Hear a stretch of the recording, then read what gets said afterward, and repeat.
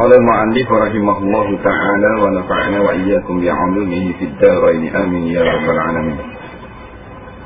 Kata pengarang rahimahullahu ta'ala yang keempat daripada 6 rukun iman, beriman kepada Rasul-Rasul Allah. Rasul adalah utusan Allah untuk menyampaikan wahyu Allah kepada seluruh umat manusia sebagai ajaran yang dapat membawa kebahagiaan dalam kehidupan manusia semasa di dunia hingga ke akhirat kelak, serta terhindar dari siksaan Allah. Baik, beriman kepada Rasul Allah. Rasul utusanlah. Dalam hadis Jibril AS mengajar rukun iman tu, wa bi rusulihi, dia tulis. Dan segala rasul. Kalau baca rasulun, ra sin waw lam, maknanya seorang rasul. Kalau ra sin lam saja, rusul, maknanya sekalian rasul. Lama ejanya rusul, rusulun. Itu beza dia. Kalau kata rasul ke rusul, balik. Rasul ke rusul. Rasul dan seorang. Lama rusul. Jadi gitu. Kalau seorang nabiyun, lama anbiya. Sebuah masjid, banyak masajid. Bahasa Arab, Jadi dia adalah utusan Allah. Utusan untuk apa? Untuk menyampaikan wahyu kepada sekalian umat manusia sebagai ajaran. Ini panduan hidup. Itu kerja dia. Jadi sebab tu orang yang tak terima ataupun menolak apa yang dibawa oleh Rasul ni, orang ni orang tolak Tuhan. Gitu. Dia tolak apa yang dibawa oleh Rasul. Dia sebenarnya menolak Tuhan. Lawan Tuhan. Sebab utusan Tuhan. Rasul utusan Allah. Macam utusan raja. Utusan raja mari kabur tak mau dengar. Ni tak mau dengar raja. Kan tak mau dengar utusan tu. Tak mau dengar raja. Jadi raja muka duduk dalam negeri dia. Maka ni bumi tu lah. Negeri Allah Ta'ala. Tak mau terima hak Rasul mari, dia tak mau terima Tuhan. Ataupun nak terima hak sesuai dengan nafsu dia saja. Kalau bak semayang dia nak terima. Bak lain tak mau terima. Orang ni dia menerima sebahagian saja. Maknanya apa yang Tuhan suruh. Sebab Rasul dia tak pandang-pandang. Dia menyampaikan wahyu. Wahyu bukan milik Rasul, milik Allah. Suruh lapar-lapar macam apa senang lah.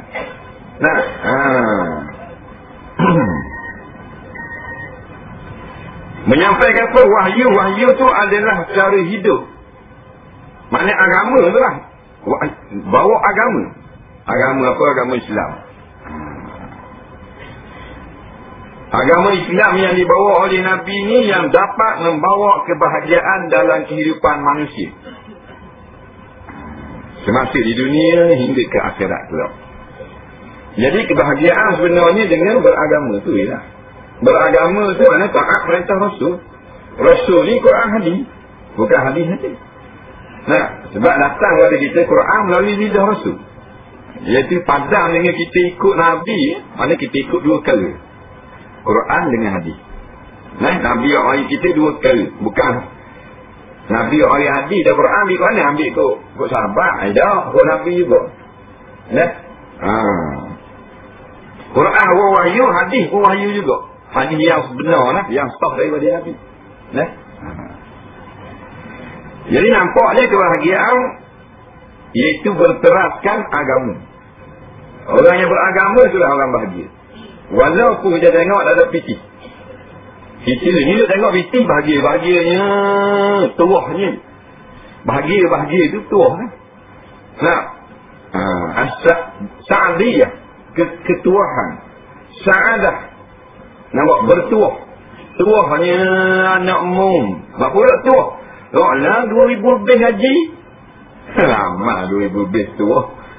Kalau 2000 lebih tuah, kau bising tuah. Kalau meeting apa masuk hari jatuh. Tengah gari aja dekat 3 guni di atas wiki. Dah masuk dari pagi. Hari Sabtu. Kita tua lah. Tuanya anak muak tu seorang. Apa? Pakai kereta besar. Kereta besar tua. Just bu. Besar lagi. Saya bonek kat belakang. Kan kereta besar tua. Tua ni agama. Tuanya anak muak apa? Pagi-pagi naik terbang surah. Jadi terbilang. Betul. Dia gitu. Tuanya anak muak. Ngaji agama. Pandai kita tu pandai kita ni cek ni pandai dok. Tu orang itu. Anak ambil dak tua pula. Tak dia apa tu kata anda ghazwatul fikri, serangan fikiran. Biasa tua-tua tu bahagia duduk di dunia dak agama. Mukaya miskin ada agama tu. Kaya atau miskin tak ada agama tak tua. Jadi agama inilah yang membawa kebahagiaan dunia sampai akhirat. Ada juga kadang-kadang orang membawa kebahagiaan juga, tapi dunia akhirat tak. Boleh kata juga orang siti banyak pangkat besar, boleh kata tak. Maknanya bahagianya dia. Nak makan dia boleh kata. Nampak dengan kereta sedap, rumah sedap, tanah banyak apa semua. Tak ada benda susah bagi dia. Ada laptop sendiri apa semua. Boleh tak kata tuah pada yang tidak hakiki lah. Tuah pada dunia ni. Tapi hak agama sampai ke akhirat. Orang yang tak percaya akhirat ni kaum ini. Kaum ini dia tak ada akhirat. Bila mati ada benda. Hak jenis beragama ni ada akhirat. Agama Buddha, agama Kristian, agama Majusi, agama Islam, agama Hadari. Ada cerita akhirat. Tapi dia tidak lakukan apa yang telah dia yakin dengan kehidupan akhirat. Duk jauh ke dunia juga. Kejauh dunia benda. Cari dunia lupa akhirat. Dia orang kejauh dunia. Kalau cari dunia tak lupa akhirat, orang kejauh dunia. Kita negara kelas kedai roti. Sahabat apa negara apa ke Mesir negara. Sampai ke Syam, sampai ke Yaman, 1000 batu di negara. Nak kira dunia lebih dari kita ni. Akhirat dah tinggal. Tak jadilah negeri itu dunia. Kita jual itu kelak nekah pada hari itu kan. Ingat jual kapal selam. Ke Mongolia. Serta terhindar daripada siksaan Allah Ta'ala. Ini yang kita nak cari. Satu saja pada anda. Mana tak punya susah akhirat. Tak apa tu. Maksud doa yang paling sah sekali maknanya iaitulah doa yang ada di dalamnya memohon keampunan. Lagi sebarang doa apa? Doa minta keampunan. Tak minta syurga, tak minta bidadari, tak minta mahliga, tak minta luah kubur, tak minta tak kena seksa, tak minta tu. Dia minta keampunan. Besar lah. Sebab bila Tuhan beri keampunan, luah kubur. Bila beri keampunan, senang pada manusia. Bila dapat keampunan, tak benar dah dia kini tu. Batu Nabi minta ampun 70 kali sehari. Nak akhirat ni. Tak apa Nabi dosa. Tak kata baru. Jenis hak lak hak mau. Kau kilap. Ya Yohanes tubu ila rabbikum wa inni atubu ilaihi fi yamin wa lailin 70 marrah. Wahai manusia, minta ampunlah kepada Tuhan kamu. Kerana aku minta ampun kepada Tuhan aku sehari semalam 70 kali. Ada tu guru kata 10 kali istighfar lepas 5 waktu semayang. Lepas subuh kawan-kawan 10 kali istighfar. Astagfirullah. Lepas zuhur, pasar, lepas maghrib, isyak 50. Nak tidur 10. Bangun tidur 10, 70 kali. Menyamai apa yang dilakukan oleh Nabi SAW. 70. Sekali daripada 70 tu, sekali Tuhan terima, maka senanglah dulu kini selama ni. Lagi gitu. Nak keampunan. Jadi agama yang boleh bawa kebahagiaan sampai akhirat, agama Islam. Agama Islam ni Nabi lah bawa rasul-rasul. Dengan kita tak jana. Kalau kita jang Rasul, kita ni jadi sahabat. Nah, jadi sahabat. Ni ada ajimat. Masuk hospital. Sakit. Oh, masuk hospital. Teruk kok. Biar. Tak ada lah. Ajimat masuk hospital. Ya, tengoklah. Jadi kalau kita dam dengan Nabi, kita sahabat. Nah, kita ni sahabat Melaka. Haji Zul radhiyallahu anhu. Tapi dah tak dam.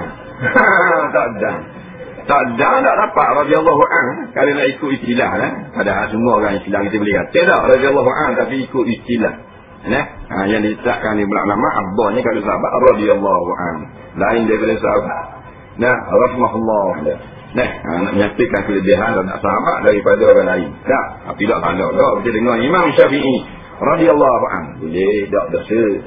Tapi sahabat nak kenal nama dia, kalau sebut sunat dia kata radhiyallahu anhu. Kita tak ada. Jadi Nabi menyampaikan kepada sahabat Rasul-Rasul. Sahabat menyampaikan kepada tabi'in. Dia bagi. Tabi'in ni orang yang dang sahabat, tak dang Nabi. Orang yang dang ni tabi'in saja. Dengan Nabi tak dang. Tabi'in. 400 dia ada. Lepas tu kok, itulah. Sanat lah, bersanat. Siapa kau ni, siapa kau ni. Siapa kita lah agama Islam. Melalui lidah para ulama. Ulama bola kita, ulama siapa sendiri. Dia dengar lah, kita tak ada dengar. Dia letak bunuh dia, tak kena kita kapeng. Mari lepas garik, kita balik. Boleh agama. Tak, gitu lah. Tambung mari juga. Memang something no. Something no. Dia nak cari makan ke darah je, sama dengan apik ke kapal. Dia mau betul nak megap pun. Apik megap. Serta terhindar dari siksaan Allah Ta'ala. Semua Nabi dan Rasul memiliki tugas yang sama. Sama itu kan. Menyampaikan ajaran Allah. Hanya berbeza cara penyampaian kerana keadaan dan tingkat kecerdasan umat pada saat Nabi dan Rasul itu. Tugas sama. Satu kalimah. Iaitu wahai manusia. Hendaklah kamu sembah hanya Allah dan jangan bersekutu dengan dia. Jangan buat syirik sekali. Sama umat Nabi mana pun. Itulah Nabi duduk sahabat. Nabi Isa, Nabi Musa, Nabi Harun, Nabi Yusuf, Zulkifli, Nabi Yahudan, Nabi Ismail. Cara penyampaian tak sama. Isi sama sebab dia wahyu Allah. Allah Ta'ala takkan Nabi ni dia suruh buat benda jahat, Nabi ni suruh buat benda baik lah. Benda baik berlaku. Cara penyampaian atas Nabi masing-masing mengikut umat yang menerima. Umat dia ada bodoh cerdik. Pada umat bodoh cara mudah Nabi menyampaikan. Bahkan yang berlaku dalam sirah. Nabi membezakan cara teknik penyampaian nasihat atau pengajaran tazkirah kepada sahabat dengan orang-orang awam. Bila sahabat mari tanya, Nabi jawab banyak lebar. Begini. Bila orang-orang larat mari, Nabi jawab rekah. Padat supaya senang nak ulama. Kalau sahabat mana-mana kan Nabi jelas pula. Padahal soalan sama. Gitulah ulama-ulama ikut sampai keliling. Kita nak ajar orang awam ni, dia ikut kelas orang awam. Jangan kelas ulama tu. Pakai ikut kelas dia. Dia gaji tinggi, cerita tinggi dia. Bohong no. Ikut kelas orang dengar. Walaupun ilmu pun banyak kali pun. 3 dia lah, dah baca. Tapi hak dengar cak ayam. Lihat cak ayam dulu. Jangan aku hebat. Kalau aku mengajar kita, cek apa orang aku. Aku mengajar kita hebat, kita so. Bawa 2-13 juzuk. Bawa tengok hebat. Nak murid 200 orang, 2 orang isi. Walaupun ilmu tu betul. Ilmu betul. Banyaklah ilmu-ilmu betul ni yang haram dan tidak bermanfaat kalau kita ajar orang awam. Banyak. Di muka kelas moci-moci. Kelas muslimah. Dia buat bagi-bagi pelapang di Jumaat. Iaitu kitab Balarah. Ni moci-moci. Berjelai tak tahu benda. Apa benda ni? Tiarah ni apa benda? Tasbih ni apa benda pula ni? Padahal ilmu tu sebenar. Tapi tak kenal pada tempat. Apa tu Nabi Allah lantik orang yang paling bijak dalam alam pada waktu itu. Tidak ada lagi orang yang lebih pandai daripada Nabi dalam alam pada waktu itu. Ini pada kebiasaan Nabi lantik, Allah lantik jadi Nabi.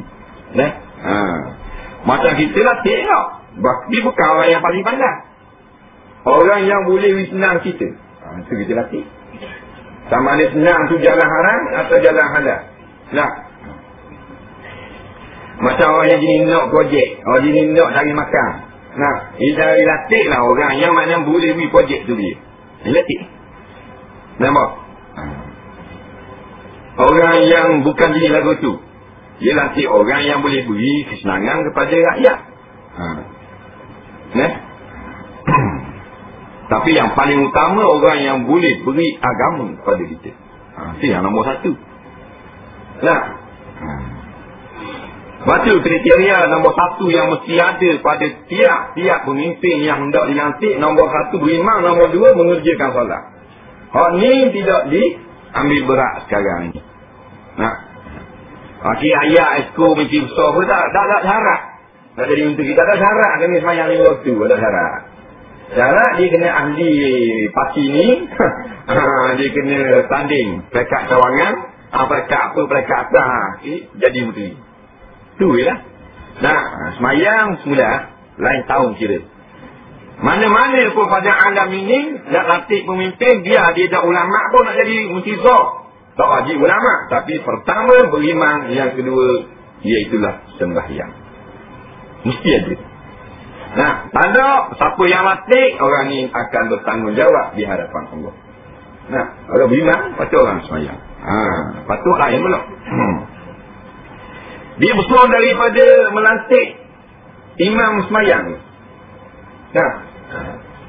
Imam semayang kalau kita lantik.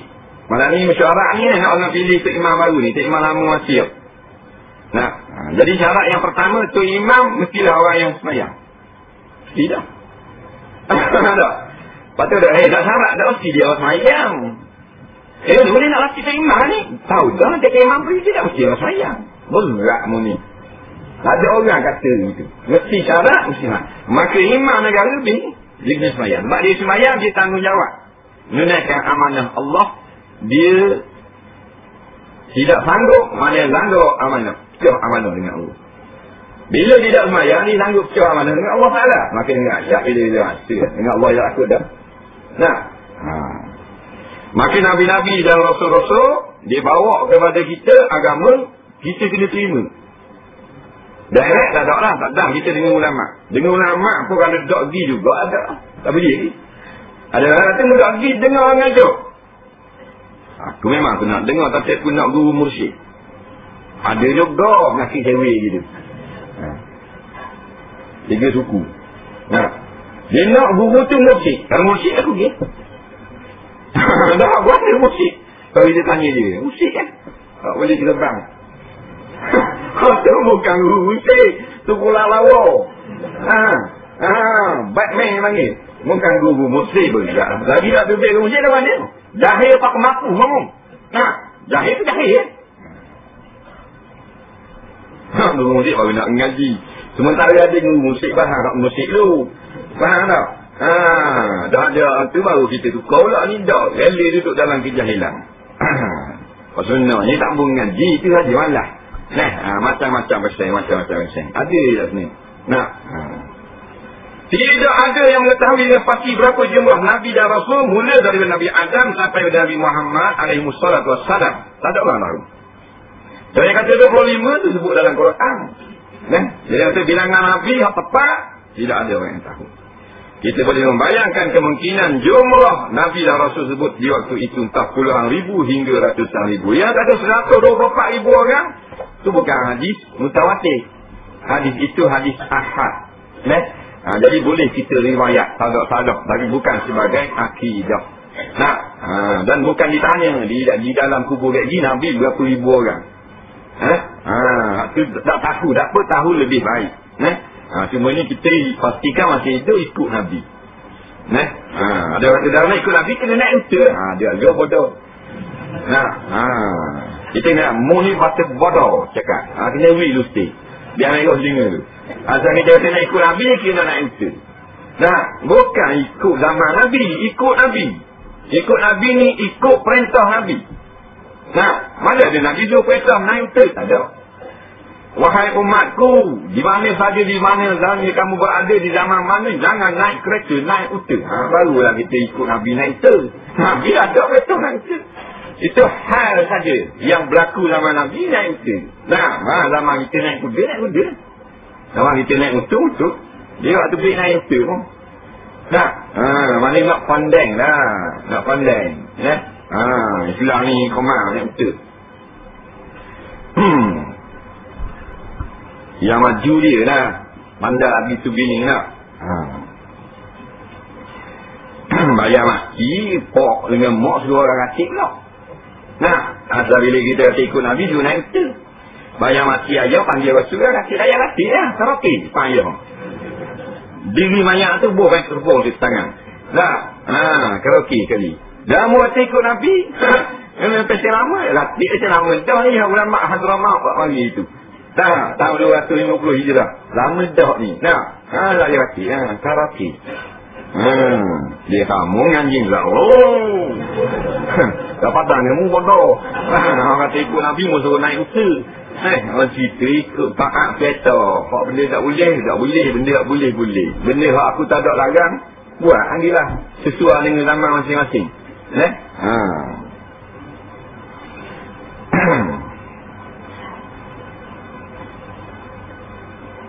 Daripada jumlah Nabi Rasul itu wajib kita percaya ada 25 yang telah disebut di dalam Al-Quran adalah seperti berikut. Jadi hak ni katanya jumhur ulama ahli sunnah wal jamaah fardu ain 25 orang. Maknanya ada siapa yang disebut salah seorang daripada 25 ni. Nah, umpamanya Nabi Ayub ni Nabi ke tak? Dia kata tak tahu sekarang. Jadi berdosa dia. Fardu ain kena tahu 25 orang ni. Bukan kena hafal. Kena tahu. Dan kalau hafal, Allah lah. Dia boleh hafal nama 25 orang. Nah, tapi kalau sebut salah seorang, Zulkifli, Nabi. Ayub, Nabi. Razali, Nabi. Ajak awal. Berdosa dia. Nah, dia tu belakang kalau sebut. Dia gitu. Sekodah fardu ain. Biar kalau dia tak ada masa. Nak apa ni pun. Tak ingatlah nama Nabi. Kalau nama pemain bola, boleh sebut dengan pasukan. Balak. Ya, mam. Tekan lagi dia. Ayah Haji jawab tu. Mam. Nampak? Ayah Haji jawab. Jerman. Tu Ayah Haji. Boleh RM10.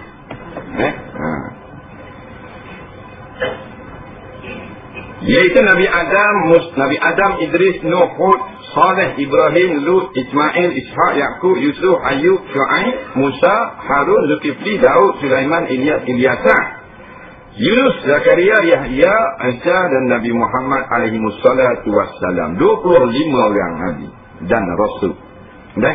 Nabi iaitulah yang diutus kepada kaumnya menyampaikan hukum hakam dan wahyu.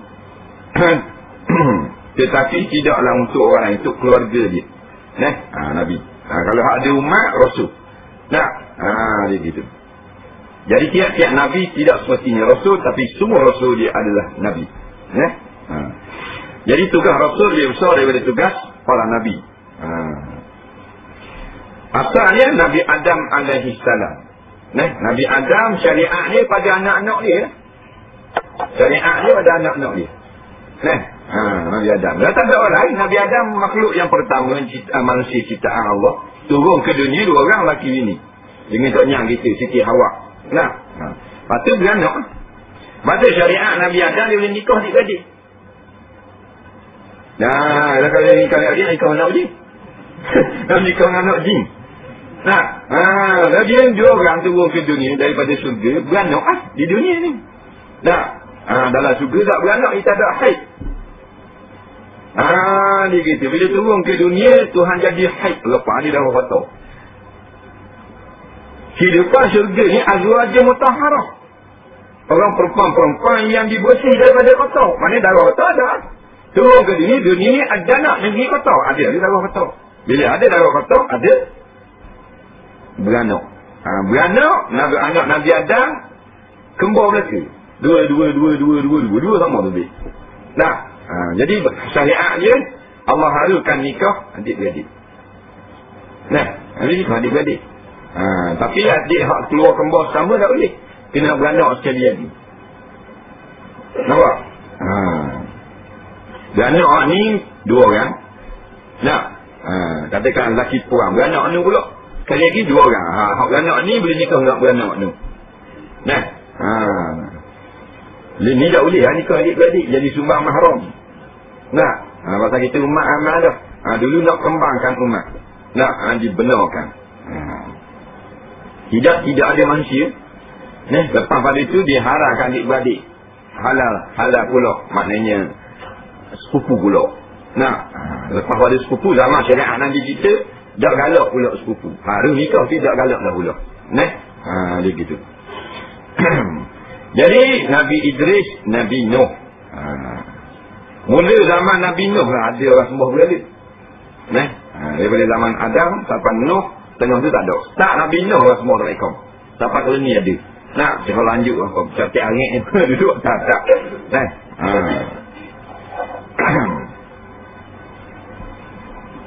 Nabi yang paling banyak sekali anak dia Nabi Ibrahim. Nabi Ibrahim alaihissalam. Dia isteri 2 orang. Nah, sebab tu dia panggil Abul Anbiya. Bapak Nabi-Nabi. Nabi Adam Abul Bashar, bapak manusia. Nabi Ibrahim Abul Anbiya. Pasal apa bapak sekali Nabi pasal turun kot dia ramai. Daripada dia tu Nabi turun kot Nabi Ismail, Nabi-Nabi Arab, turun kot Nabi Ishak, Nabi-Nabi Bani Israel. Nah, toknya tulis Nabi Ibrahim. Nah, yang paling banyak Nabi Bani Israel, orang Israel tu. Nah, 1000 Nabi dia, anak beranak dia. Melayu seorang yang Nabi jenis kormpol ni. Dah hukum, patut hukum bunuh kau. Dah selesai lagi. Ada pula paspor sama ngaku Nabi, dakwa bagi lekat 3 malam, taubat. Ngaku pula, cara pula paspor pula. Tohut laut buat habis biti minyak dan robah boleh dia ambil. Ngaku Nabi mana? Dia muka uduh itu. Muka beda kaburetang dekat. Di antara mereka itu, mereka boleh hinakan boleh. Kerana Allah boleh. Nabi dia hina orang. Kalau orang tu musuh Allah. Dia sebut nama ni. Kalau dia hina orang, boleh. Pasal dia mengaku jadi Rasul. Nampak lagi? Di antara mereka terdapat 5 orang Nabi yang mendapat gelar Ulul Azmi. Yang tabah dan sabar luar biasa itu Nabi Nuh, Nabi Ibrahim, Nabi Musa, Nabi Isa, Nabi Muhammad alaihi wassalatu wassalam. Awak tanya Ulul Azmi berapa orang? 5 orang. Apa makna Ulul Azmi? Iaitu yang Tuhan uji berat daripada sekalian Nabi. Semua Nabi ni berat berarti ujian. Tapi yang paling berat 5 orang. Nampak? Nabi Nuh, Nabi Isa, Nabi Musa, Nabi Ibrahim, Nabi kita Muhammad sallallahu alaihi wasallam. Berat lagu mana? Berat mengatasi daripada apa yang diterima oleh nabi-nabi lain. Nabi Nuh berat ya. Zaman Nabi Nuh ni ditenggelamkan oleh taufan yang sangat besar. Kita tengok taufan sekarang kalau besarnya di Amerika. Datang daripada arah selatan, Teluk Meksiko. Dari arah Caribbean. Tuhan nak tunjuk kebesaran kuasa Allah. Mu ada kuasa, mu jadi kuasa besar, mungkin yang hadapi kuasa besar. Iaitu taufan. Macam-macam taufan. Lebih daripada 20 taufan besar melanda Amerika. Tiap tahun. Dia ada bulan, sebulan 2 kali. Bulan Mei taufan pula. Ni pula ada. Bulan Jun taufan ni pula ada. Siap. Beranak sama rumah-rumah. Taufan yang paling besar berlaku dalam sejarah zaman Nabi Nuh. Bukan cerita kata. Nampak? Fa'afazuhum tufan, maka mengena akan mereka itu oleh tufan. Tufan tu taufan. Terang kata. Kita Melayu panggil angin ribut. Benar tak? Angin ribut. Ribut besar lah. Tufan tu bahasa Arab. Nampak? Tufan bahasa Arab. Siapa disebut dalam sejarah, dalam kitab apa benda ni, Tarikh Imam wal Muluk, 3 suku dunia bilang. 3 suku dunia. Banyak soal. Maknanya banyak benua yang tenggelam. Lepas pada tu jadi benua baru ni. Tubik Australia, tubik ni, apa benda ni, Asia, nak, Malaysia, tak ada orang Malaysia, tanah Melayu. Nak, ini baru jadi tukar nama Melayu sial. Nah,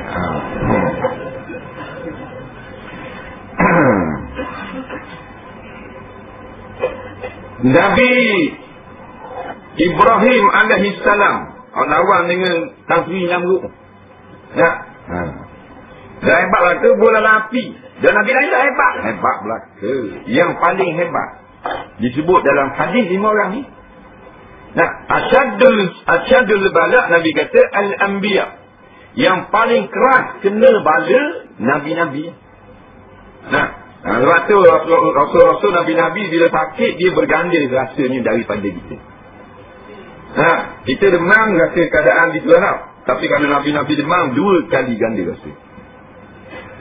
Sebab apa begitu pula? Sebab martabat tinggi. Dia martabat tinggi ni dengan ujian.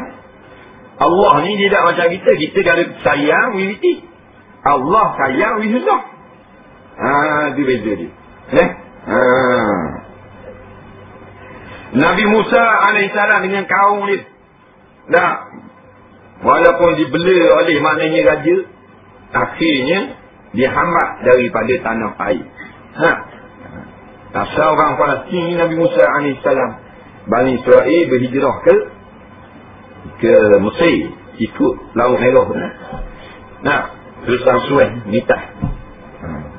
Belah barat Mesir, belah kanan Palestin. Syam negeri dulu lah. Nah, Palestin tu. Duduk lama dah duduk di apa benda ni di Mesir, akhirnya dihalau keluar. Nah, Mesir lah Siti. Nah, Mesir. Halau keluar ni lagi ikut belah laut ni. Ni balik ke mula. Balik ke Israel mula, ke Palestin.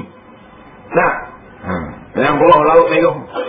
Tu tenggelam Firaun, dia ni jumpa banyak Firaun, korok Firaun. Nah, pakar-pakar kaji korok ni, dia jumpa garam banyak di dalam tubuh Firaun, dalam korok ni. Rupanya memang tenggelam dalam laut.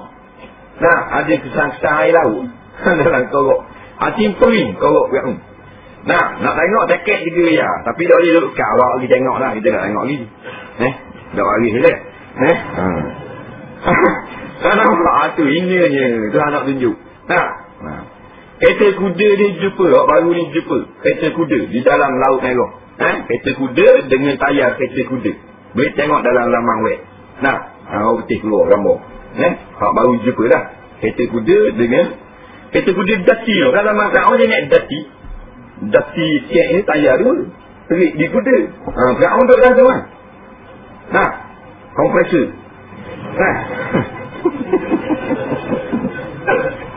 Dah lagi jelah. Jumpa dalam Laut Merah. Dah takkan nak pergi naik dalam Laut Merah. Nah, mana dulu orang belah laut. Dah duduk tengah. Kita lagi dah tak ada masa dah ni nak kaji-kaji benda gitu. Tak dan. Nah, banyak benda lagi. Pas buang musim, tetapi laju. Macam musim gitu je, Islam ni. Jadi sepatutnya jadi cerdik sekali umat, bodoh letak sekali. Nah, kita tidak, walaupun oleh kerana harga minyak dunia sudah turun, kita berjanji tidak akan naik lagi. Minyak kena turun je. Kita tidak akan naik lagi. Aku boleh jadi negeri tu. Tak naik, kita kena naik segera. Nampak?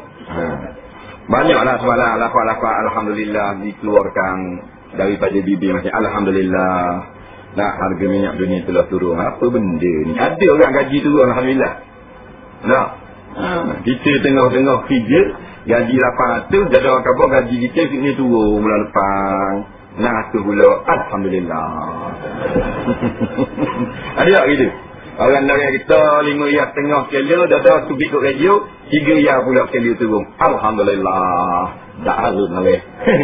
Nah, Mana orang kata tu, kalau tak gila sindir gila. Faham? Dan kalau kita negara yang makan dapat ekonomi sumber yang begitu tinggi banyak dengan sebab kita jual minyak, kalau dah harga minyak turun, takkan Alhamdulillah. Ini semuanya kepura-puraan. Nak menunjukkan maknanya kita ni senang hati dah ni. Padahal susah hati. Minyak turun, tak boleh nak naik. Takut orang marah. Tak turun-turun. Gitu. Kita biasa sedih dah. Dia Alhamdulillah ni mana bagus minyak turun ni negara yang tak keluar minyak. Kita pengeluar minyak. Maknanya kita sepatutnya susah hati turun minyak dunia. Pasal kita sumber minyak. Tapi lambat dah. Payah nak faham. Dalam melaksanakan tugas Nabi dan Rasul mestilah mempunyai syarat-syarat tertentu. Mereka selalu mengajarkan yang benar dan mengamalkan yang dianjurkan kepada orang lain. Tidak pernah bertentangan dengan yang dikatakannya. Seluruh hidupnya merupakan contoh kepercayaan, ketinggian, kesucian dan keluhuran budi manusia tanpa ada cacat dan kekurangan sedikit pun. Oleh sebab itu mereka wajib memiliki sifat sebagai berikut. Baik. Nabi-nabi dan rasul-rasul ni dia ada syarat dia. Sebab itulah bukan sembarangan orang jadi nabi, jadi rasul. Siapa yang letak syarat, Allah Ta'ala sendiri yang letak syarat.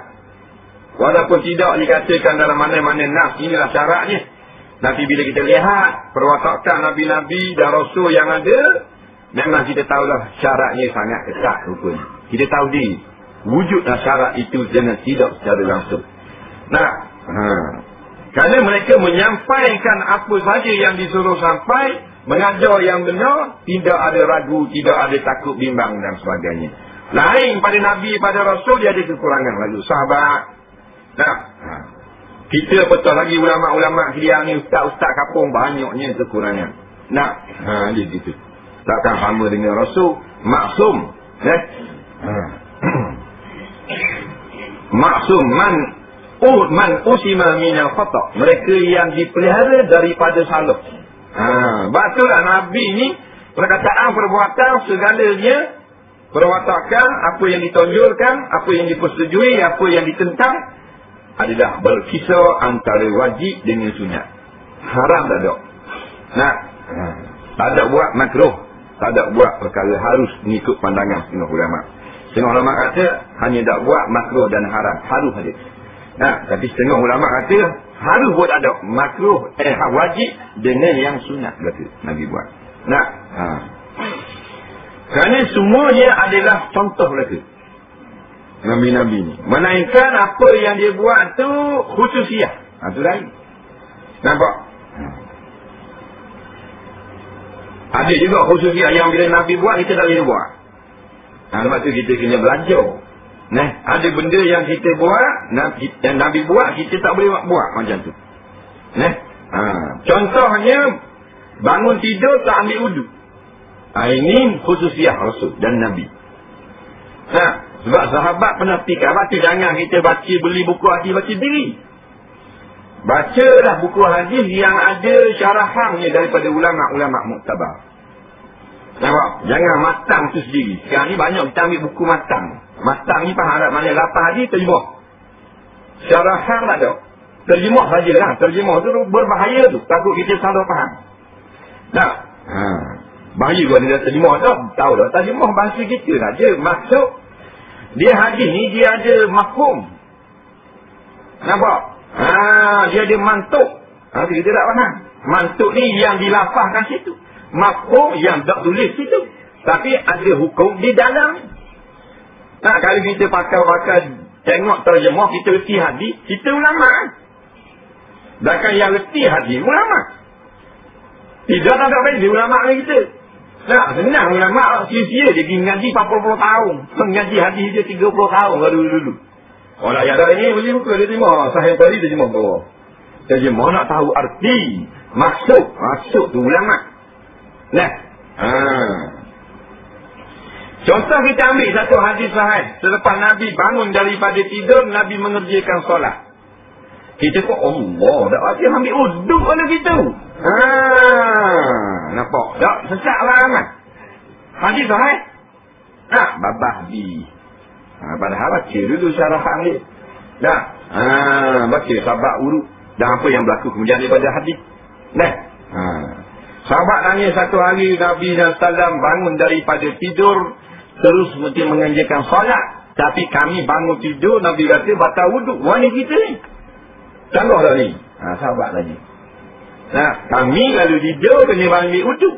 Nabi kata faman nama falyatawadda.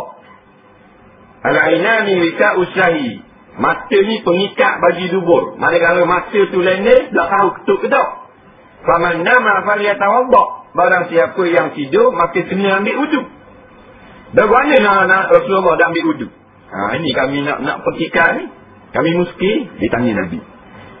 Nabi jawab pendek Nabi jawab, tanamu aini wala yanamu qalbi. Mata aku tidur, hati aku tidak tidur seperti hati kamu.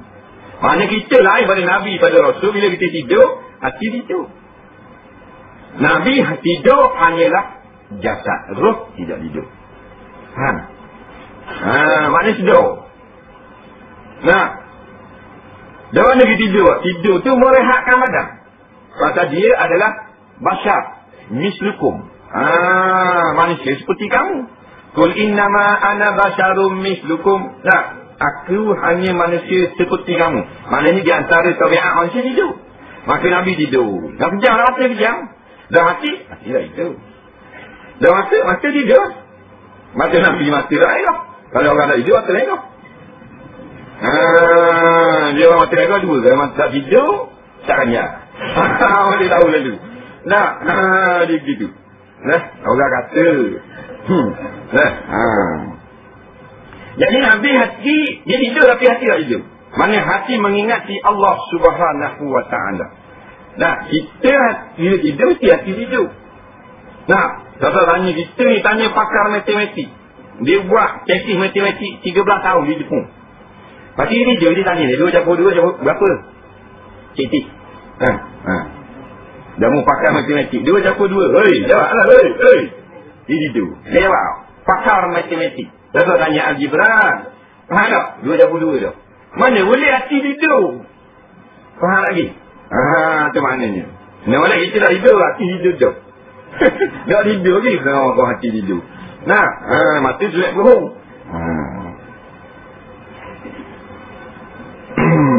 Bukan kata Nabi tidur jelek, Nabi tidur mata kejam. Tetapi hati.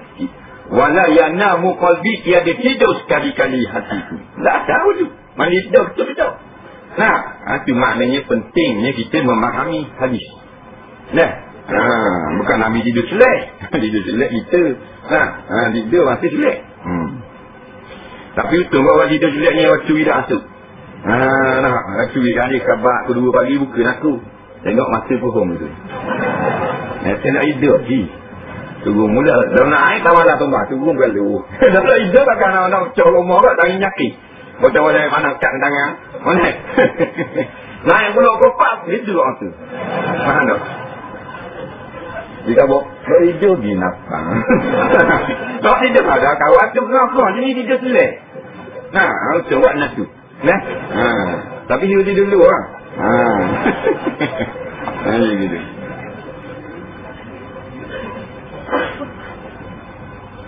Seluruh hidup ni merupakan contoh kepercayaan. Diri dia itulah akidah. Sebab tu dia tu tauhid yang berjalan. Nabi ni Quran jalan, tauhid jalan, akidah jalan, dia tu. Contoh. Hak ulama tak sempurna Nabi. Tak ada ulama sesempurna Nabi. Nabi sempurna. Segala-galanya ulama-nya dekat kurang ni. Maknanya pandai. Maknanya ilmu akhirat, ilmu dunia tak kurang. Mana dah dengar orang dengan anak ini pula tak apa ni. Ada tempat tak punya dia, tapi jangan kita ambil part kurang ni tu. Kita nak hak-hak sempurna dia, ilmu dia tu. Tapi Nabi tak ada. Dia ngajar ke, di rumah ke, semua contoh mereka. Semua menjadi contoh. Sebab tu hadis-hadis ni hak orang tulis daripada Nabi cakap.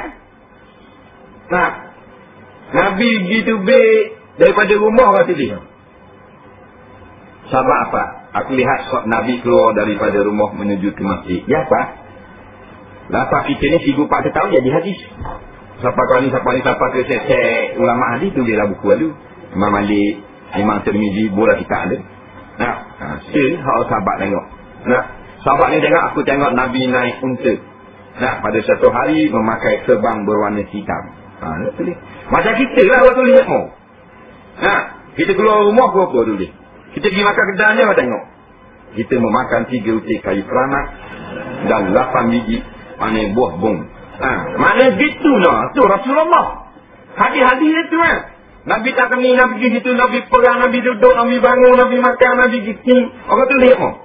Zaman Nabi tak tulis. Orang apa? Zaman kediam orang tulis. Takut hilang cerita tu. Itulah hadis maknanya. Apa yang disandarkan kepada Nabi, min qaulin, au fi'lin, au taqririn, au sifatin, au nahwi. Nah, maknanya perbuatan Nabi, perkataan Nabi, sifat Nabi, kebenaran Nabi, hal ehwal Nabi, itulah hadis. Itu hebat ni Nabi. Nah,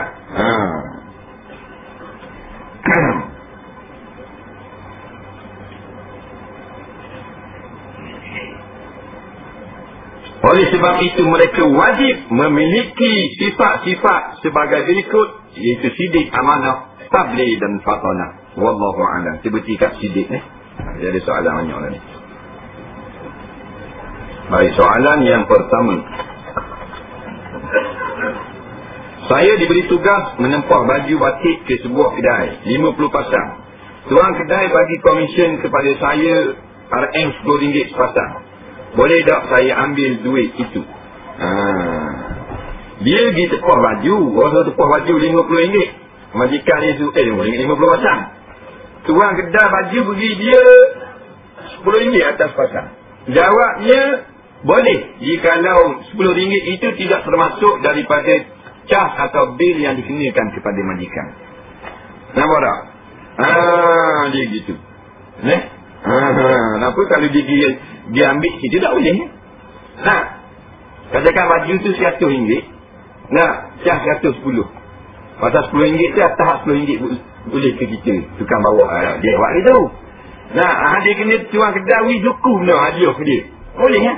Pasal orang mari buah banyak ni 50 pasang. Dah sepasang katakan 200 baju jabat tu kan. Baju macam jaket tu. Orang makan malam tu. Baju batik tu tak? Katakan 200. Tuan kita sayang. Dia 10 ya atas belah. Hadiah ke dia. Tapi 10 ya tu bukanlah dicaskan ke atas apa namanya orang yang membayar harga baju. Tak? Hadiah suku. Baru boleh. Kena hadiah suku. Kalau tidak tak boleh gitu. Bini saya cemburu, doa lalu. Bak kahwin dua, dia kata. Dia kahwin dua. Berani tak nak suruh dia reda sikit? Siapa tengok drama pun sindik saya kok. Bini dia apa agak dah ni. Ada tak petua nak suruh dia jadi lembut? Jawabnya gitu pula jumpa lagi betul ni.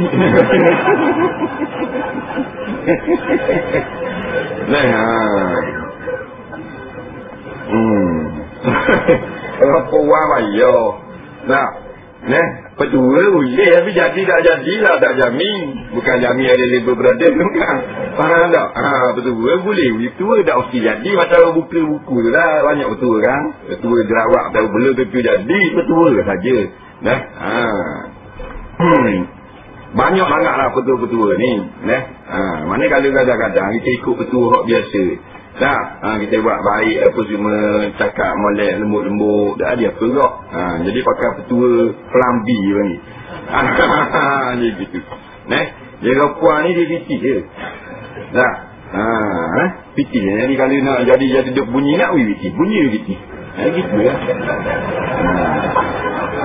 Tak betul tadi. Jangan adil lah kan. Datang kira lah. Tak apa suruh. Namun nak ratul. Dia itu. Dia buat bukan tak sungguh dia. Kalau piti sama hidup. Dah mana-mana pula.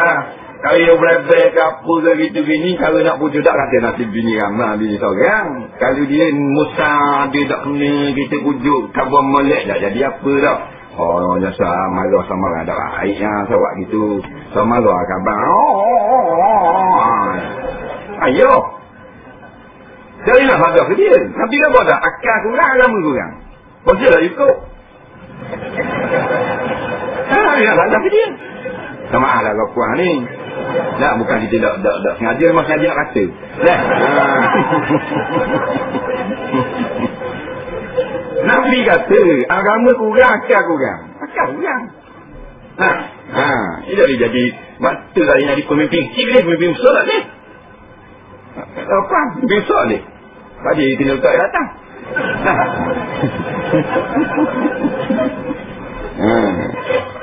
Agama juga dari kuasa itu. Tapi siap dah dia.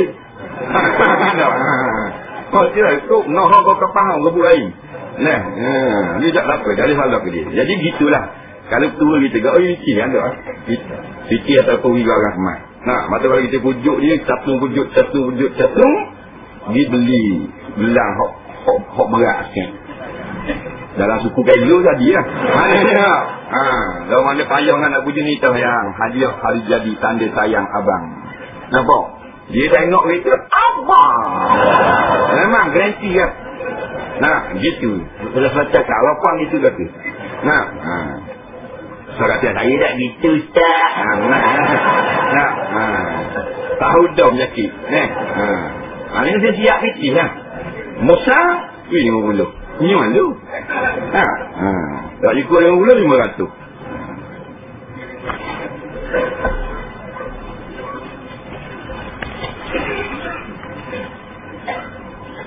Berdosa tidak makan ikan bilis. Apa pula? Aduh, dia lagi tanya. Biasanya saya makan, dengan kepala dan isi perut ni sekali. Makan kepala ni isi perut. Nah, dosa tidak? Jawabnya gini. Asalnya najis ini mesti kita buang daripada ikan yang kita nak makan. Batu ikan yang besar wajib kena siang. Nah, siang kena buang darah. Basuh darah tu, darah yang mengalir. Audaman maspuha, darah yang mengalir. Kita olah di tarik tu, dia pun turun air. Itu darah mengalir. Darah yang tak mengalir, lekat di daging ikan. Maka tak dibasuh kali daging. Ganyang, apa putih lepuk ikan. Makan tahu lebih. Dah, dia juga dengan daging. Nah, daging kita beli toko gini, daging mega, kan dia darah tepi, tu darah mengalir. Dia follow di parit tangga tu. Jangan ulang daging. Ulang gitu, tanpa putih lepu. Nah, ada aja itu hak luar. Walaupun bersih dalam luar, dalam tu ada, boleh makan. Jangan kita pulang buyuk, tak ada masalah. Padahal kalau kita bersih dalam luar ikan tu, nak dekat keping gini ikan kiri, dia masuk dari luar. Kita nak masuk keping. Bila jarak, kena masuk je ikan. Nah, keping ni, kita masuk je luar tangga, bila darah luar. Kita belah gini, tu pek darah pula. Pasal kita tak belah tak. Tapi kalau kita belah, pek darah pula. Tu pek ada. Halal dah. Syarat jangan belah. Masuk ni dia. Nah, masuk ni tak betul. Tapi kalau kita belah dua pula, tak, ujung ada darah pula. Kena tu pula. Faham lagi? Dia gitu. Ikan. Jadi segala ikan kena buat gitu belaka. Melainkan ikan yang kecil. Ini ulama kata, maka dimaaf kerana sedikit najisnya. Seperti ikan bilik. Nah, ikan bilik ini ikan kek. Lagi ikan bilik pun ikan gigi pun kek. So ikan bilik ikan gigi. Satu. Apa? Dari siang. Ulama mereka kata, dimaaf pada sisi syarak. Nampak? Al-Masyaqqatu tajlibu at-taysir, kesukaran itu menarik hukum keringanan. Itu syarak wih dia tu. Nah, jadi dimaaf daripada siang. Ikan besar wajib kena siang. Besar kecil mana tak ada hadis. Nak tahu mana kecil mana besar tak ada. Nampak? Kembali kepada uruf kebiasaan. Waliknya 4 jari lah sesuatu. Panjang-panjang ni ikan dia kecil. Ikan ini anak sayang dia besar. Lebih pada 4 jari. Satu dia kecil. Nah, ikan ini ada. So tak ada ikan bili sobu. Nah, jadi kalau kata ikan bili tu besar, wajib siang. Besar ikan bili tu 6 kilo. Sekor. Wajib siang. Ada kan kalau jumpa. Nah, macam ngai itu boleh ikan gigi darah. Tak ada ikan gigi darah. Gigi tahu tak? Tak tahu. Tak ada kuning dekat orang ni. Nak tahu tak? Kaki darah tahu. Tengok dia pikul jauh darah ni. Nah, ikan gigi darah tahu. Gelama gigi jarang. Gigi lengisi gigi. Nak panjang tau. Nak. Yang tadi kuning panggil tau. Nak. Kalau lek-lek tu dia panggil jarang gigi. Kita gigi jarang tau. Dulu je. Nah. Jadi biasa ikan-ikan tu dalam suku Jelo tekor. Tak. Lebih bangai boleh 17 kilo. So gitu ikan. 17 kilo. Tekor. Dia kata ikan ni ada so. Jaga-jaga pada ripo. Nah. Jadi kalau cek dimaaf daripada Sarah, daripada kita siang. Dan kalau kita nak siang ke, orang damu. Nak siang. Nah, kalau 2 ekor boleh kita nak makan. Tapi kalau kena nak buat tepah si lemak, kau ini 3 kilo nak siang. Jadi 3 kilo, 3 minggu tak habis. Nah, jadi boleh makan pada-pada. Yang kata tak boleh, kita pergi koyok pada nanti ibu suku tinggal rebuh boleh makan. Barulah kita sukukan dah, tak ada dah musyafah. Nah, kita juga dengan ulat dalam buah jambu. Ulat tu hala-hala payah nak kutip dekat apa, makan jambu-jambu boleh. Tapi kalau ulat besar tak boleh. Dah maaf kena cek. Nampak? Boleh. Jadi tak payah. Dah dosa dia makan kepala-kepala. Nah, ada orang ni haram. Buat si mau dengan pada-pada tak akan kedai ni haram itu. Dah ingat. Ngajiannya. Nah, kan maaf pada Sarah. Nah, maaf pada Sarah. Niat maaf kalau yang dia tidak dimaaf. Bolehkah menyewakan rumah pada orang bukan Islam sebab khawatir dia letak patung-patung dan semayang di dalam rumah? Apa yang dijawab oleh ulama dari mufti-mufti, setakat yang dia tahu hukumnya harus. Yang tak boleh dia nak buat tempat menyembah berhala itu, rumah ibadah, baru tak boleh. Tapi kalau dia buat di senayu rumah, dalam menyewa rumah tu dia bubuh pak semayang dia untuk dia sahaja, maka dibenarkan pada syarak. Nampak? Sebab semua kafir dia semayang berarti. Kalau Muslim dia buat balik. Dia tak boleh buat gereja, tak boleh. Buat kuih tak boleh. Itu haram. Boleh tak sambil saya jual kuih di bulan Ramadan, saya jual bunga api. Yang biasa-biasa je. Ni nak begini nak kaya juga ni. Jawabnya dia tengok tu. Kalau kita cucuk bunga api tu haram lah. Kalau cucuk bunga api tu makruh lah dia jual. Jadi bunga api yang budak-budak main ni makruh. Apa yang kita dapat daripada fatwa-fatwa terkini. Makruh apa? Makruh kerana membazir yang dikirakan tidak melampau. Tak? 2 ya 3 ya seorang anak. 2 ya sias 8 hutung. 2 ya maknanya 12 hutung. Maknanya membazir. Kira tak? Baik bubur piti tu ya 2 ya. Tapi tidak melampau batas tak jadi ke martabat haram. Kalau haram melampau batas membazir. Jadi beli maknanya kereta, dalam kereta patutnya beli nak dia begini berakhir dengar lagu. Maknanya kalau 2,000 ya kadang tu. Bubur sekat 16,000 set. Kereta beli 6,000 ya kecil, set 16. Nampak? Itu melampau batas haram. Walaupun piti-piti kita. Jangan melampau membazir. Membazir sedikit iaitulah makruh, membazir yang melampau batas haram. Ikhwan syaitan. Dia ada titip. Gaji dia 3-4 ribu sebulan. Dia beli jam 2-3 ribu. Bazir pula. Kalau kira 500 ya boleh lah. Membazir itu makruh sahaja. Dia bahan jam 120 ribu. Itu baru haram melampau batas 80 ribu. Membazir yang melampau batas haram. Yang pati filik. Umpamanya pongkok. Jam 85 ribu tu cak ayam. Jadi berokoh lalu haram. Jadi gitu. Jadi kalau dijual nyapi lelaki-lelaki gini, jadi kalau ulama fatwa makruh. Dah haram mana? Haram nak tembok lah. Citra warna atau haram. Kali tembok 45,000 sting. Walaupun tembok. Itu membazir melampau batas, hukumnya haram, dibenci oleh Allah SWT. Soalan yang seterusnya. Apa hukumnya memberi rasuah untuk mengelakkan diri dari penyesaman? Jumlah samannya lebih rendah, lebih banyak daripada memberi rasuah. Contoh secret 300, rasuah 50, dimat 250.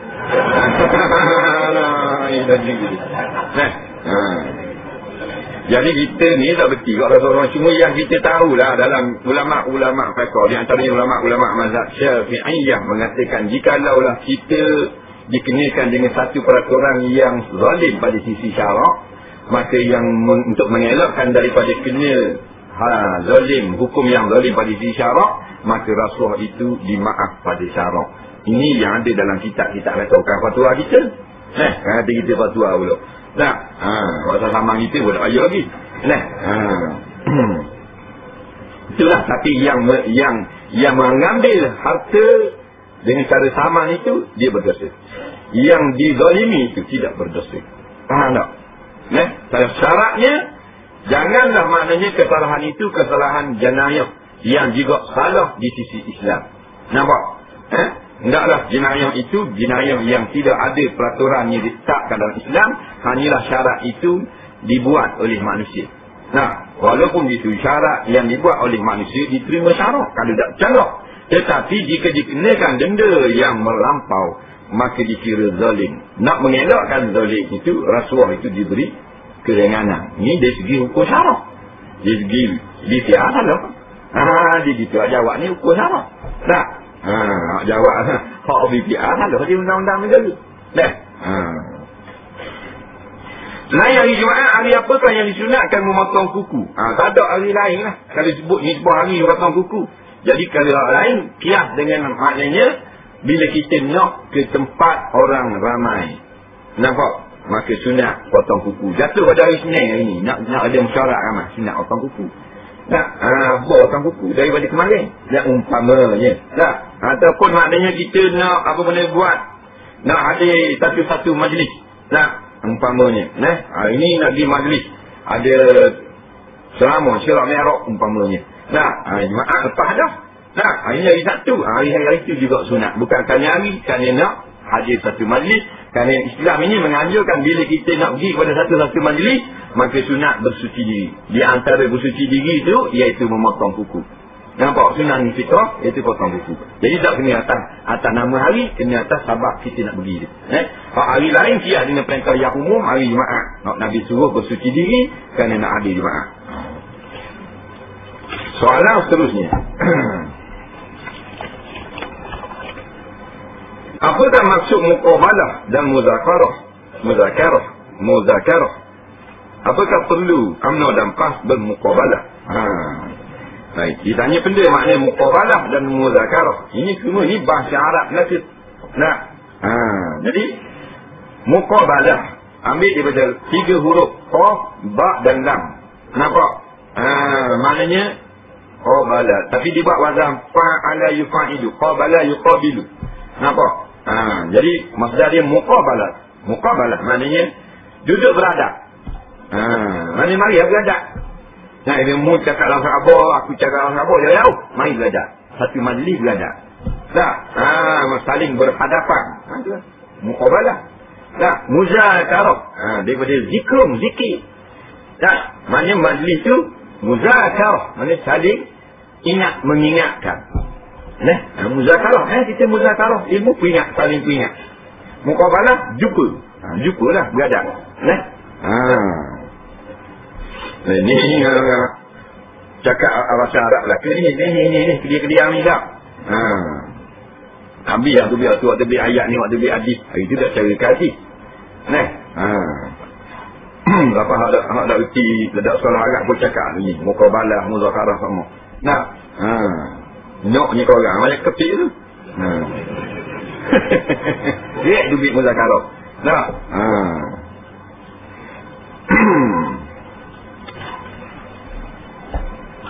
Kemudian dia kata apakah molek duduk molek mana-mana pun duduk muqabalah molek duduk berada semeja, ada masalah. Dengan siapa pun boleh. Bahkan dengan padri-padri agama lain pun disuruh boleh buat. Sebagaimana Nabi Musa, Nabi Harun dipetah supaya muqabalah beradab dengan Fir'aun. Izhaba ilaihi. Wahai Musa, wahai Harun, izhaba ila Fir'aun fa innahu tagha.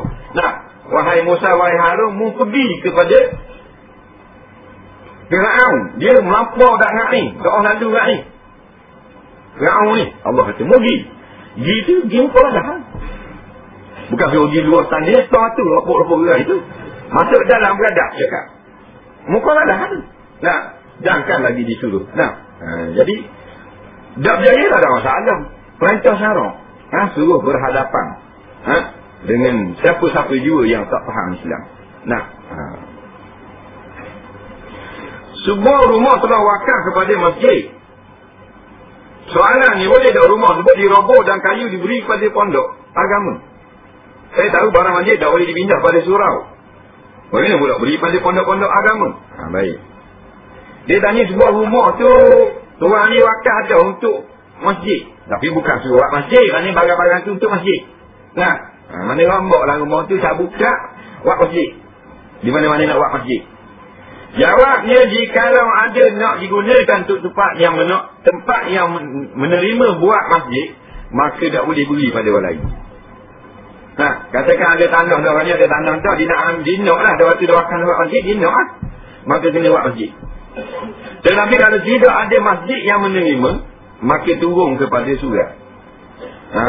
Nampak sebab surat ni ada silah tentang masjid. Jika surat pun tak boleh menerima, bawa kepada kerosakan, maka beri kepada madrasah. Ini dijawab oleh Syekh Ahmad Fatani dalam kitab Fatawa dia. Begitu yang jawab oleh Syekh Daud Fatani, begitu juga yang jawab oleh ulama-ulama mutaakhirin. Boleh. Jangan hak nak masjid, nak boleh buat masjid, tapi buat pergi ke mana madrasah kalau tak boleh. Masjid dulu. Masjid tak ada dah. Masjid molek dah tidak. Tak terima dah kayu tu. Masjid batu dah ke. Maka takkan nak blok situ. Nak turun kepada madrasah. Boleh. Dibolehkan.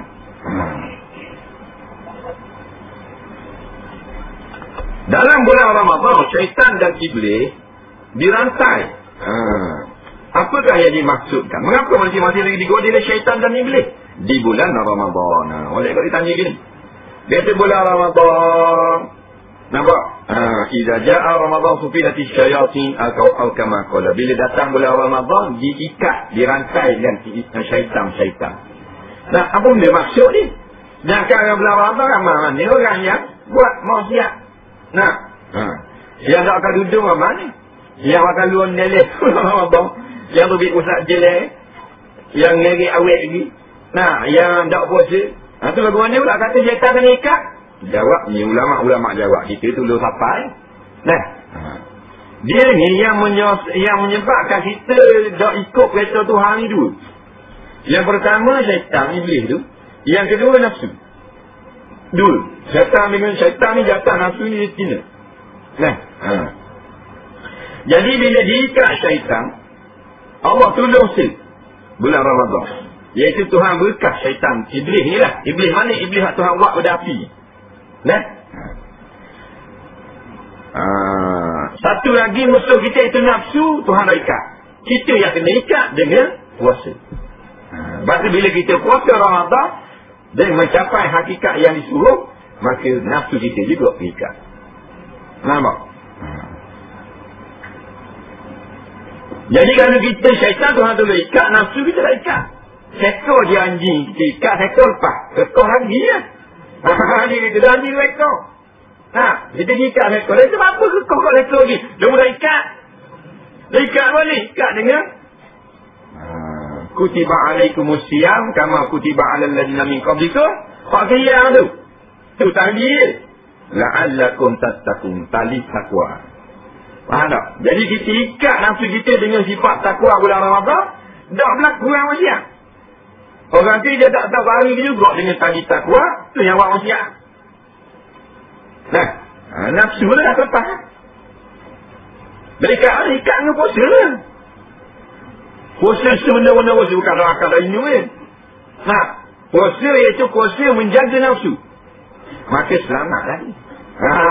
Tak boleh dah tunggu. Kalau itu fahamlah kita. Patut buat maksiat juga. Nafsu dah ikat. Dalam puasa pun buat maksiat. Ramai hari pula puasa. Dia beli kuih nak buka puasa. Temek. Rambut dah kalau hidung. Rambut kuning pula dah kalau hidung. Beli ni buka puasa lagi. Puasa juga puasa rambut tu buang lagi tu. Pusat je lah. Pusat je lah. Nampak? Dia puasa. Awet, umur 18-20. Nampak pusat? Sepinggi nampak. Apa kita salah? Ini tak boleh lepas biar datang. Apa tak buat pusat je? Kita tak boleh apa ni nak boleh lepas. Wakil salah. Semek dia akan gitu. Nah, untuk memulai masa sementara tunggu tak tiba, saya baca Quran. Kau dah dengar tadi, bila Ustaz Safar tu, kalau saya berhenti sekali. Dan tempat berhenti tak berapa elok untuk itu. Saya terus baca berapa baris lagi sehingga sampai tempat yang afdal berhenti. Bolehkah saya buat begitu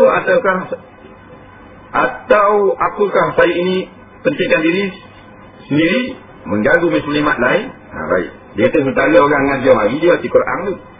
Nah, dia baca perlahan. Lepas tu bila Ustaz mari nak mengajar, dia berhenti selalu ke? Berhenti kat tepatnya berhenti. Jawabnya berhenti tepat berhenti. Berapa dia berhenti selalu gitu pula. Nah, berhenti tepat berhenti. Mereka kita dah nak buat berhenti tepat berhenti. Itu baru dimaaf. Kita boleh buat dah berhenti tepat berhenti. Tepat wakaf tu lah. Jadi ngujur ayat. Takkan 85 minit ngujur ayat. Sikit lah bila Ustaz mari dengar duduk krek. Kita pun baca ujung. Dia habis sampai ujung. Nah, tepat wakaf. Kalau tepat wakaf, kena sambung situ. Nah, habis dah ayat. Walaupun surah dah habis, pergi situ Sadaqallahul Azim. Tak orang yang mengganggu orang itu. Tapi tak boleh dengar telinga diri, ganggu kat mana. Nah, maknanya berhenti takat tu. Jangan berhenti setengah begitu. Umpama contoh lah ayat banyak ayat Fatihah. Maliki yau tak hari. Dia nak dok. Mana boleh gitu? Midding dulu baru habis.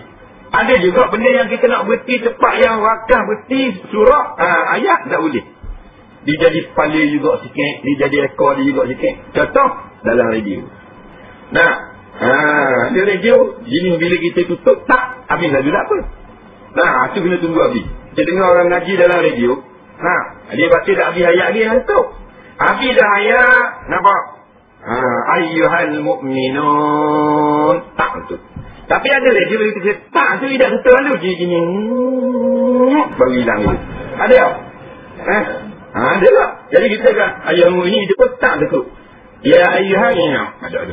Ada tak dia? Tu di ma'ah hadis syarak. Ulama ini kaji lah ke? Apakah perlu kita buat bila kita tamat baca Quran? Apakah khatam Quran ini wajib? Kalau wajib bolehkah buat sendiri atau kena buat majlis ramai-ramai? Apakah bacaan untuk khatam Quran ini? Jawabnya tidak ada satu perintah pun suruh khatam Quran. Yang ada suruh khitam ada. Itu perintah khitam, maksud Jawi. Suruh khatam tak ada. Iqra'ul Quran. Itu ada, bacalah Quran. Cuma majlis khatam Quran itu walaupun bid'ah diharuskan pada syarak jikalau tidak bercanggah dengan perintah agama. Dan molek juga majlis itu. Tapi jangan kita khatam dengan majlis itu saja. Biar majlis itu panggil khatam Quran, bacaan kita tidak khatam. Habis khatam, baca pula depan Fatihah. Buka balik. Habis khatam, buka balik. Itulah perintah agama. Jangan majlis khatam Quran dengan kita khatam. Tak ada perlu Quran sipang 18 tahun dah. Jadi majlis tak ada masalah. Daripada majlis lain mengaruh, baik majlis khatam Quran. Panggil orang pergi makan doa selamat. Umpamanya nak khatam Quran. Mengingatkan orang pada ngaji Quran. Orang kena jepuk. Anak aku dah ingat asal nak asal mengaji. Asal mengaji ke dia juga manfaat dengan sebab majlis khatam Quran. Ada rasa nak pergi mengaji. Ada rasa tu pun. Aku dah khatam pun. Nak ngaji semula. Ada juga kebaikan. Tapi janganlah buat majlis khatam Quran sebagai majlis nama kita baca Quran. Tak baca dah lah apa tu. Baca dah baca pula. Cepu lagi. Jangan buat lagu tu. Jadi bacaan tak ada satu nam yang suruh baca mana bacaan. Kita berdoa kepada Allah supaya kita ini dijadikan orang yang mengikut petunjuk Al-Quran. Biasanya belakang Quran dia tak dah doa dah. Quran baru ni pun ada. Quran lama, Quran Majid, panjang Quran baru ni. Quran Saudi, Quran Osmani ni dia ada doa belakang. Tiap-tiap kali kita sampai habis Qul a'udzu birabbin nas, hak mujung baca doa tu. Tak mesti ramai, tak mesti sikit. Bacalah doa tu. Amin. Baca semula Fatihah, jangan tutup Quran. Walaupun kita nak sambung lah pula, tapi start dengan Fatihah selalu surah yang pertama. Afdal dia tu. Apa hukum orang tanam pokok ketam dan jual pokok ketum ni? Pokok ketam lah. Pokok ketum dan jual daun ketum. Baik, daun ketum ni jual, dia tujuannya rebu. Rebu ambil air dia untuk khayal. Untuk khayal. Maksud khayal ni dia masuk dalam kala iskar. Nampak? Dibimbangi daun ketum ni sama dengan arak. kullu muskirin khamrun wa kullu khamrin haramun. Tiap-tiap benda yang sifatnya memabukkan arak tu, bila dia jadi arak dah hukumnya haram. Nah, mereka dah betul ni dia nak buat nyayu. Umpamanya lah orang makan. Atau memang yang makan kambing. Itu lain lah. Ni tujuan nak biasa sekarang ni untuk budak-budak penagih. Buat air, minum. Jadi kaya dalam seumpamanya. Seronok. Jadi high pada awak dengar lagu. Bahan dah betul. Macam-macam. Dia balori lah beli tengok. Laku ni sekawah sekaligus sekali. Sekali gula tu sekawah. Yang ramai pakai dah betul. Mari beli taksi. Mari beli bawa taksi. Nampak orang tak macam mana. Dah betul. Boleh langgar dah betul. Minum gitu. Hukumnya haram. Seorang perempuan pergi salat masjid dengan niat untuk didik dua anak lakinya yang kalau rendah. Kerana bimbang anak bila balik tak nak di masjid. Jawabnya harus. Tapi syaratnya kalau dia ni orang muda ni jaga-jaga. Kau bawa fitnah. Jadi kan ada bapa kan ulama tabodah tak afdal mari sembahyang jemaah, mereka aja kuliah. Main jemaah di rumah, sembahyang di rumah lah. Solat diri pun afdal juga. Tapi kalau yang ahli surau nak ajar anak dia sembahyang berjemaah, maka ini digalakkan. Perempuan haid menunggu dalam kereta di perkarangan masjid, boleh atau tidak? Jawabnya boleh. Dan kadang-kadangnya tidak boleh. Bila masih tak boleh? Kalau kereta itu masuk dalam masjid. Tak boleh. Kereta tak masuk dulu dalam masjid. Tak boleh walaupun duduk dalam kereta. Tapi kereta duduk dalam luar masjid, di luar, walaupun dalam pagar masjid, ada lagi ulama mengatakan hari ini pendapat utama dalam mazhab Syafi'i. Naik atas Kambi tak boleh. Kalau Kambi itu beranda lah. Luar pada beranda, tanah masjid lagi dibolehkan. Nampak? Dia gitu. Soalan seterusnya, macam mana kita nak jawab kalau orang bukan Islam tanya, adakah Allah sebab menyuruh hati bersaka dua bagian laki-laki, satu bagian perempuan? Adakah Allah menjadikan manusia itu ada lahir terus Islam, ada lahir kafir? Dia gitu. Dia tanya. Kata kalau orang kafir tanya, betul tak Tuhanmu ni? Ada lahir Islam, ada lahir kafir. Jawabnya adalah Allah Subhanahu Wa Taala. Sebab bila Allah Ta'ala lahirkan orang Islam, bukan mesti dia mati. Ada hidayah yang diikuti. Jika dia mengikut hidayah agama Islam, dia mengikut jalan Islam, maka dia selamatlah. Begitu juga orang kafir, maka dia mencari Islam. Dia nak kepada hidayah kebenaran, Allah akan beri dia jadi masuk Islam. Sebab tu kita tengok yang dapat kita musyahadah, orang kafir jutaan masuk Islam. Ada Tuhan buat, dan jutaan orang Islam mati kafir. Tak ada Tuhan buat orang Islam yang banyak mati Islam dulu lalu.